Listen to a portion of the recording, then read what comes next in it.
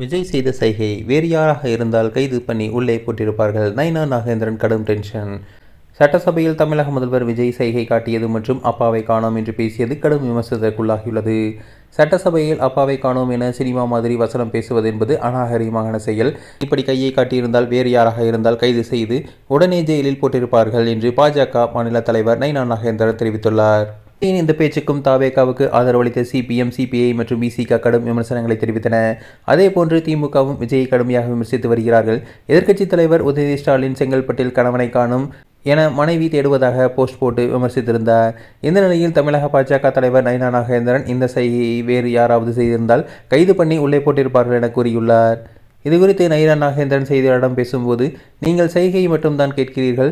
முதல்வரை பொறுத்தவரையில் அப்பாவை காணோம் என தேடுகிறார். அதை யாரும் கேட்க மாட்டுகிறார்கள். பொதுவாக ஒரு குழந்தைக்கு அப்பா யார் என்று கேட்டால் அம்மா சொன்னால்தான் தெரியும். அது நானாக இருந்தாலும் அப்படித்தான். என் அம்மா சொல்லித்தான் எனக்கு அப்பா யார் என்று தெரிந்திருக்க முடியும். ஆனால் சட்டசபையில் அப்பாவை காணோம் என சினிமா மாதிரி வசனம் பேசுவது என்பது அநாகரிகமான செயல். இது இப்படி கையை காட்டியிருந்தால் வேறு யாராக இருந்தால் கைது பண்ணி உள்ளே போட்டிருப்பார்கள். ஆனால் அதனை இந்த இடத்தில் சொல்லக்கூடாதோ, யார் அதனை சொல்லக்கூடாதோ அதையெல்லாம் தவிர்த்துவிட்டு இப்போது மாணவிகளுக்கு நடந்த உயர்கல்வி அமைச்சர் பிரச்சனையாக இருந்தாலும் சரி, அண்ணன் செங்கோட்டையன் பேசும் வார்த்தைகளாக இருந்தாலும் சரி, அவர்கள் எல்லோருக்கும் மக்கள் நலனில் அக்கறை இல்லை என தெரிவித்துள்ளார். அப்பா யாரு என்று சட்டசபையில் பேசுவது தேவையில்லாத ஒன்று. அது அவருடைய பண்பை, தகுதியை இழந்து காட்டுகிறது.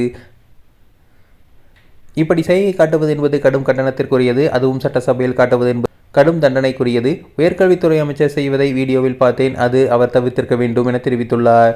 இந்த வீடியோ வைரலாகி வருகிறது. ஆனால் அந்த வீடியோவில் அமைச்சர் அப்படி செய்வதை தவிர்த்திருக்க வேண்டும். மாணவிகள் யோகா பண்றார்கள், அப்போது அமைச்சர் இப்படி பண்ணுவது தேவையில்லாதது. இந்த வீடியோவை உண்மையாக இருந்தால் கடும் கண்டனத்திற்குரியது என நைனா நாகேந்திரன் தெரிவித்துள்ளார்.